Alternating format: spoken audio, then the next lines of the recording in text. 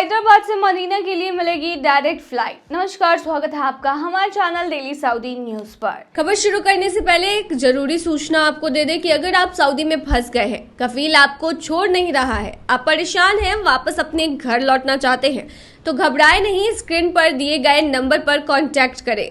इनका नाम अहमद अली है। ये आपको कानूनी प्रक्रियाओं के तहत महज 3 से 4 दिन के अंदर ही खरूज लगाकर सऊदी से फाइनल एग्जिट कराकर आपको सही सलामत अपने देश पहुंचा देंगे। इंडिगो 20 फरवरी से हैदराबाद और मदीना के बीच सीधी फ्लाइट शुरू करने जा रहा है। यह फ्लाइट हफ्ते में 3 दिन चलेगी और मदीना जाने वाले तीर्थयात्रियों और यात्रियों के लिए बहुत फायदेमंद रहने वाली है। मदीना को इस्लाम धर्म में एक पवित्र शहर माना जाता है। यह इंडिगो का 38वां इंटरनेशनल डेस्टिनेशन होगा और कुल मिलाकर 128वां डेस्टिनेशन होने वाला है। ये एयरलाइन पहले ही हैदराबाद से रोजाना 190 से ज़्यादा फ्लाइट ऑपरेट करती है, जो शहर को 65 घरेलू और 15 इंटरनेशनल डेस्टिनेशन से जोड़ता है।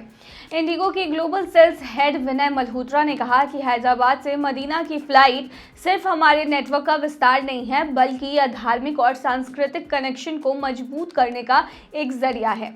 इसके साथ ही अब हम सऊदी अरब के लिए हर हफ्ते 100 से ज़्यादा फ्लाइट ऑपरेट कर रहे हैं। इसके पहले 28 सितंबर 2024 को इंडिगो ने हैदराबाद से प्रयागराज और आगरा के लिए सीधी फ्लाइट शुरू की थी, जिससे हैदराबाद का राजीव गांधी इंटरनेशनल एयरपोर्ट घरेलू उड़ानों के लिए एक बड़ा केंद्र बन गया है। हैदराबाद मदीना फ्लाइट का शेड्यूल की अगर बात करें तो उड़ान संख्या 60057 होगी। रूट हैदराबाद से मदीना होगा। 20 फरवरी से इसकी शुरुआत हो रही है और ये हफ्ते में 3 दिन यानी कि सोमवार, गुरुवार और शनिवार को चलने वाली है। बता दें, टाइम शाम के 7 बजे से प्रस्थान करेगी और 11:45 पर इसका अराइवल होगा। वहीं उड़ान संख्या 6E0058 ही उड़ान भरेगी। बता दें, रूट इसके लिए मदीना से हैदराबाद होगा। तारीख 21 फरवरी से शुरुआत होगी इसकी। दिन मंगलवार, शुक्रवार और रविवार होने वाले हैं, जिस दिन फ्लाइट मिलेगी। टाइम दोपहर 12:45 पर ये प्रस्थान करेगी और 8:10 पर अराइवल होगा इसका।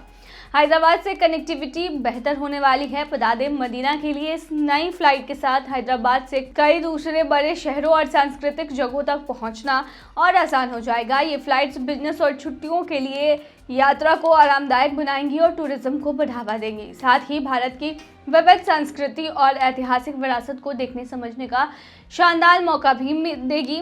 वही बता दें, जो लोग उम्रा करने के लिए जाना चाहते हैं या फिर मक्का मदीना जाना चाहते हैं, उनके लिए भी आसान होगा। अब पिछले साल हज यात्रा में गई थी 1300 लोगों की जान। इस बार क्या करेंगे क्राउन प्रिंस, चलिए बताते हैं डिटेल में। देखिए, हर साल लाखों मुसलमान हज यात्रा पर सऊदी अरब जाते हैं, लेकिन पिछले साल की हज यात्रा में अत्यधिक गर्मी के कारण करीब 1300 तीर्थयात्रियों की मौत हो गई थी। इस दौरान मक्का में तापमान 51.8 डिग्री तक पहुंच गया था, जिससे तीर्थयात्रियों को अत्यधिक कठिनाइयों का सामना करना पड़ा। इस घटना के बाद सऊदी अरब की सरकार पर भीड़ प्रबंधन में नाकामी और गर्मी के प्रभावों से निपटने में विफलता के आरोप लगाए गए थे। विशेषज्ञों के अनुसार यह घटना गर्मी के बढ़ते प्रभाव और प्रशासन की ओर से एहतियाती कदम न उठाने की वजह से हुए हैं। समाचार एजेंसी AFP के मुताबिक पिछले साल की हज यात्रा के दौरान रिकॉर्ड किए गए 1301 मौतों में से 83% के पास आधिकारिक हज परमिट नहीं था।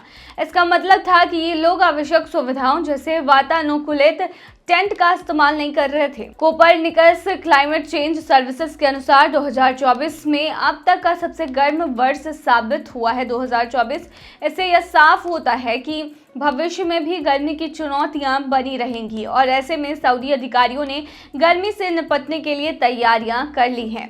इस साल सऊदी अरब क्या एहतियात बरत रहा है, तो बता दें, सऊदी सरकार गर्मी के खतरों को कम करने के लिए दीर्घकालिक उपायों पर विचार कर रही है। इसमें से एक कदम गर्मी में हाजियों के शरीर की निगरानी रखने के लिए सेंसर लगाया जाएगा।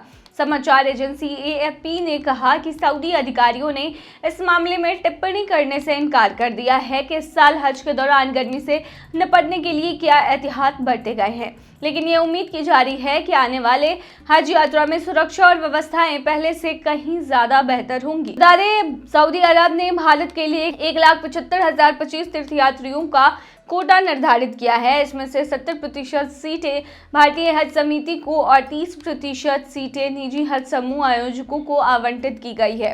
पहले 70 वर्ष से अधिक आयु के आवेदकों को प्राथमिकता दी जाती थी, लेकिन अब 65 वर्ष से अधिक आयु के आवेदकों को प्राथमिकता दी जाएगी। 65 वर्ष या उससे अधिक आयु के आवेदकों को अकेले यात्रा करने की अनुमति नहीं होगी। उन्हें एक सहायक के साथ जाना अनिवार्य होगा। बिना महरम यानी पुरुष संरक्षक वाली 65 वर्ष या उससे अधिक आयु की महिलाओं को भी एक महिला सहयोगी के साथ यात्रा करनी होगी। तो काफ़ी कुछ बदलाव हो रहे हैं, लेकिन गर्मी को लेकर कोई भी टिप्पणी नहीं की गई है सऊदी के अधिकारियों के द्वारा। तो ये थी तमाम जानकारी। बन रही ऐसी तमाम खबरों के लिए डेली सऊदी न्यूज़ पर।